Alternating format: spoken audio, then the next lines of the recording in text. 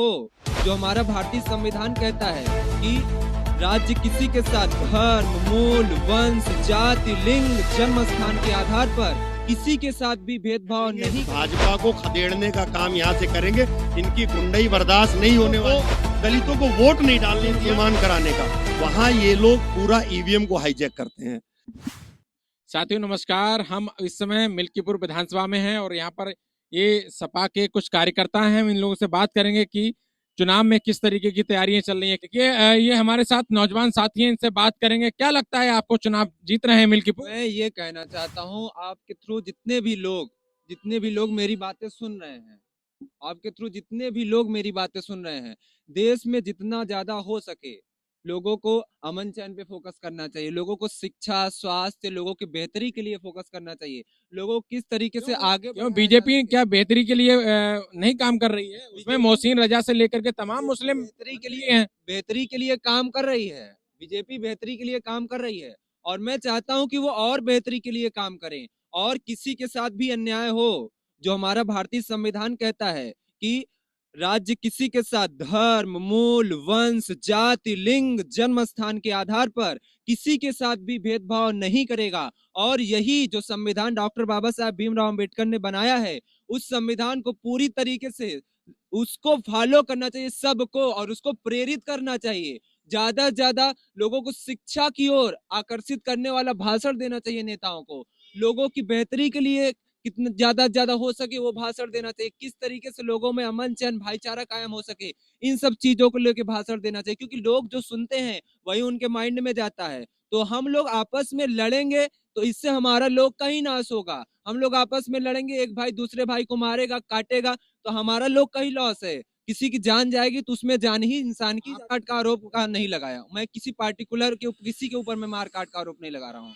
मैं बस यही कह रहा हूँ कि सभी नेताओं को यही चीज चाहिए कि उनको लोगों में किस तरीके से कितना हो सके भाईचारा, अमन चैन कायम करें, जिससे कि हमारा भारत देश का विकास हो। भारत देश का विकास तभी संभव है जब हम सब लोग मिलजुल कर एकजुट होकर रहेंगे।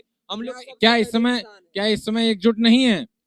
एकजुट हैं इस समय, लेकिन जितना ज्यादा हो सके और इस पे फोकस करना चाहिए नेता लोग को। जितने भी नेतागण हैं, मैं सबसे विनती करना चाहता हूँ कि इन सब पे ज्यादा वो उनका जो भाषण होता है, वो कहते हैं कि बटेंगे तो कटेंगे, इसका क्या मतलब था योगी जी का कहना? बटेंगे तो कटेंगे। हम लोग क्यों बटे?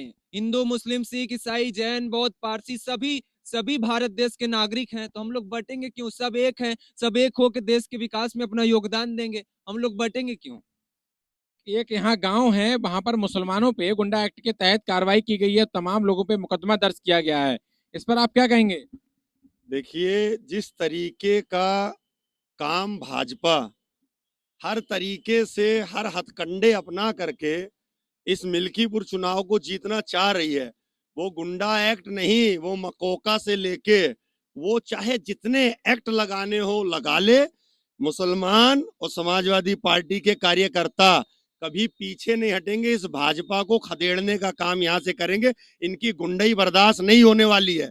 ये कभी भी किसी भी तरीके का जब चुनाव आता है, चाहे आप उपचुनाव को उठा लीजिए, चाहे आप किसी भी क्षेत्र के चुनाव को उठा लीजिए, इन्होंने जब जब चुनाव आया है तब तब लोगों को पीड़ित प्रताड़ित करके चुनाव को जीतने का काम किया है। मैं आपको बता दूं, नसीम सोलंकी को भूलिएगा नहीं।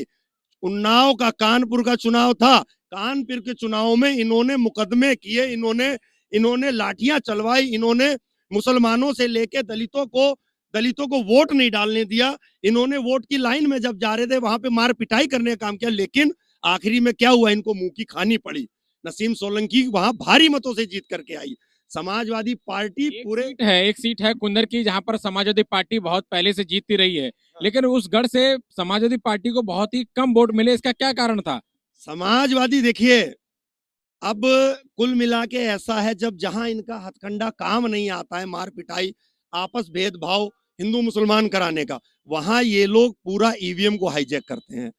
कुंदरकी का पूरा चुनाव पूरी दुनिया को पता है कि वहां 80% मुसलमान है, और 80% मुसलमान जो भाजपा को कभी वोट नहीं देता है, उसके होते हुए वहां अगर ये चुनाव जीते तो वहां ईवीएम है, ईवीएम में घोटाला हुआ, घोटाले से ये लोग चुनाव जीते। इससे ज्यादा मैं कुछ नहीं।